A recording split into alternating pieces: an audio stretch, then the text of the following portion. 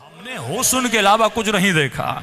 जब मौला से पूछा गया, मौला ये भाइयों का कटना, ये पर्दों का लुटना, ये बाजारों में आना, ये पत्थरों की बारिश, ये कैसा हुस्न है? तो मौला फरमाते ये हुस्न रज़ा इलाही है कि अल्लाह जिस हाल में देखना चाहता है बंदा खुद को उस हाल में देखना चाहे, यही हुस्न रज़ा है। लेकिन आज हम घबरा जाते हैं, परेशानियों में मुब्तला हो जाते हैं। आज के ज़माने का मसला क्या है कि इतना तो हमें पता है कि मेरे पास क्या पावर है। खतीब कहता है मैं मिंबर पर आता हूँ, अंजुमन का हेड कहता है कि मैं अंजुमन का हेड हूँ। हर इंसान अपने वजूद में कुछ पावर्स का एहसास रखता है कि मेरे पास खुदा ने ये ताकत दी है, खुदा ने ये मुझे पावर दिया है। लेकिन मासूम फरमाते हैं तू जिस्मों के पावर को तो जानता है कि तेरे पास इख्तियार कितना है, तेरे पास ताकत कितनी है। जो नौजवान बॉडी बिल्डिंग करने जाता है कहता है मैं 60 kg का वजन उठा सकता हूँ। कोई कहता है अखाड़े में उतर आओ, मैं तुम लोगों को जमीन पर बिछाड़ दूंगा। ये इतना पावर है, यानी जिस्मानी पावर पर इंसान नाज करता है। जिस तरह अम्र इब्न अब्दुवत नाज करता था, जिस तरह मरहब अंतर नाज करते थे। लेकिन मौला फरमाते हैं तुझे ये तो पता चल गया तुम्हारी जिस्मानी ताकत कितनी है, लेकिन क्या कभी तुमने अंदाजा लगाया कि तुम्हारी रूहानी ताकत कितनी है? ये आज किसको पता है कि मेरा रूहानी परसेंटेज कितना है? 10%, 20%, 30%? कितना पावर है हमारे रूह में? करबला में वही टिका जिसकी रूह बुलंद थी, न झुकने वाला न बिकने वाला। फरमाया ये वही हो सकता है जिसके अंदर रूहानी पावर हो। आज स्पिरिचुअलिटी की कमी है, आज हमें यही नहीं पता कि हमारा रूहानी पावर कितना है। बस हम फज़ाइल में डूबे हुए हैं, अहले बैत के फज़ाइल तो पढ़ रहे हैं, लेकिन मौला फरमाते हैं हमारी फजीलत इतनी बड़ी है कि दुश्मनों ने भी हमारे फज़ाइल का इकरार किया। फरमाया फजीलत का कोई इनकार नहीं कर सकता। जिस तरह एक खुशबूदार फूल है, हर बाज़मीर, हर फितरत के बेदार रखने वाला इंसान इस फूल की खुशबू की तारीफ करता है। फरमाया अगर हम इल्म रखते हैं लोग हमारे इल्म की तारीफ करते हैं, अगर हम शुजा हैं लोगों ने हमारी शुजाअत की तारीफ की। आज कौन सा पाकिस्तान का चैनल है अगर मुहर्रम के दिन आए इमाम हुसैन की तारीफ ना हो? यही तो कमाल अहले बैत है कि हम उनके बड़ों को नहीं मानते लेकिन वो हमारे बड़ों को मानते हैं।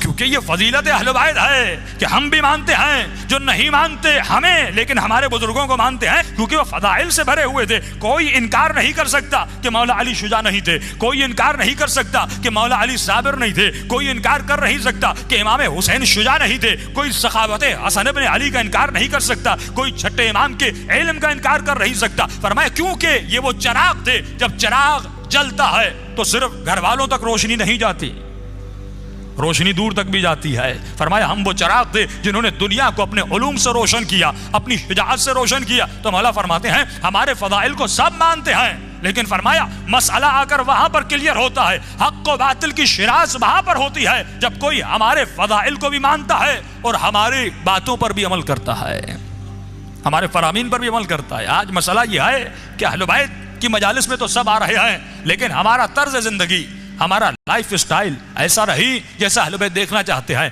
इमाम ज़माना भी यही चाहते हैं कि आज लोगों ने कहा जब मौला का वजूद ऐसे खैर व बरकत आए, जब खुदा के रहा है, लेकिन एक शर्त लगा दी, इन कुंतुम मुमिनीन, जब तक तुम्हारे दिलों में ईमान दाखिल नहीं हो जाता तो मौला का वजूद भी तुम्हें खैर नहीं दे सकता, बरकत नहीं दे सकता। फदाइल पढ़ो लेकिन ये वजूद तब खैर व बरकत देगा जब दिलों में ईमान आ जाए। एक लुबनान का डॉक्टर है, कहता मेरे बाप किसान है, उसने बड़ी मेहनत करके मुझे ऑस्ट्रेलिया भेजा, मैं डॉक्टर बना, MBBS डॉक्टर। जब वापस आया तनख्वाह अच्छी थी, पढ़ा लिखा था, लेकिन कहता है ज़िंदगी के कुछ ऐसे मसाइल आए कि उन मसाइल की वजह से मैं खुदकुशी करने चला गया। मैंने जहर लिया, पॉइजन लिया, घर आया, जहर को खाना चाहा, लेकिन दरवाजे पे दस्तक हुई। जब दरवाज़ा खोला तो मेरे बचपन का दोस्त घर में दाखिल हुआ। वो जैसे घर में आया उसने मेज़ पे जहर को देखा, कहा दोस्त ये क्या कर रहे हो? का ज़िंदगी के मसाइल ने तंग कर दिया, परेशानियों और आलाम ने हैरत में डाल दिया, बस यही रास्ता था कि मैं जहर खा के खुद को ख़त्म कर दूँ। कल लेकिन वो पढ़ा लिखा ज़्यादा नहीं था, लेकिन उसमें रूहानियत की ताकत बहुत ज़्यादा थी, स्पिरिचुअल पावर बहुत था। आज बच्चों को A-लेवल पढ़ाइए, O-लेवल पढ़ाइए, लेकिन उसके साथ साथ उनके रूह को भी बुलंद कीजिए। आज सारी तवज्जो इस पर है कि बच्चों को इंजीनियर बनाना है, डॉक्टर बनाना है। हाँ बनाइए, अहले बैत मना नहीं करते, फरमाया रब्बना आतिना फिद दुनिया हसना व फिल आखिरत हसना। जितना उसकी स्कूलिंग का ख्याल करते हो उतना ही उसकी आखिरत का ख्याल करो कि ये कद्र है, ये एहसास है कि भाई मेरा बच्चा महंगे स्कूल में पढ़ रहा है, महीने की फीस 20,000 दे रहा हूँ, 10,000 दे रहा हूँ, तो माँ दुनिया की खातिर ये माँ उठना नहीं चाहती, ये बाप उठना नहीं चाहता, लेकिन सुबह को अपने बच्चे को टाइम पे उठाता है। यानी इसकी दुनिया की तो फिक्र है, लेकिन यही बच्चा आखिरत में नमाज न पढ़ने की वजह से जब जहन्नुम में जाएगा इसका पूरा बदन जहन्नुम की आग में जलेगा। कि कब्र की पहली रात मौला फरमाते हैं इतना फिशारे कब्र होता है कि हड्डियों से माँ का दूध निकलने लगता है, लेकिन इस बच्चे को नमाज के लिए नहीं उठाना, इस बच्चे को स्कूल तो भेजना है, डॉक्टर तो बनाना है, इंजीनियर तो बनाना है, लेकिन मौला फरमाते हैं वो अली का शिया नहीं जिसके वजूद में गैरत इलाही नहीं। बच्चियों का हिजाब का ख्याल रखा करो, उनकी इफ्फत का ख्याल रखा करो। कि मजलिस हुसैन में आकर इस बात पर रोया जाता है कि बीबी ज़ैनब की चादर को लूटा गया, लेकिन अपनी बच्चियों के हिजाब का ख्याल न रखे, अपने बच्चों की गैरत का ख्याल न रखे। फरमाइए कब होगा? जब तुम्हारे ज़मीर बेदार हो जाएंगे, जब तुम्हारे दिलों में ईमान दाखिल हो जाएगा। अब इस डॉक्टर को समझाने लगा रूहानी तरीके से, मोटिवेशन की, ये अपनी खुदकुशी में मुनसरिफ हो गया। एक मरतबा सुबह हुई, घर गया, अपने बाप को ये डॉक्टर कहता है कि बाबा आपने तो मुझे कुछ पढ़ाया ही नहीं, आपने तो मुझे कुछ सिखाया ही नहीं।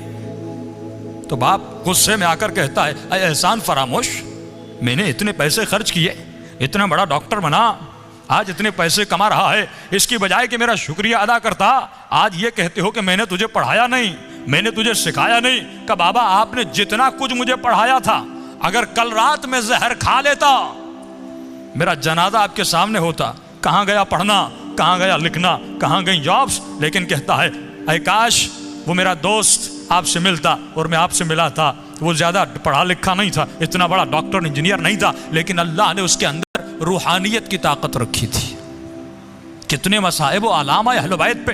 अहले बैत ने कभी खुदकुशियाँ नहीं की, वो कभी डिप्रेशन में नहीं गए, वो कभी परेशानियों में नहीं गए। हम क्यों परेशान हो जाते हैं? क्योंकि हमारी रूहानी ताकत बहुत कम है।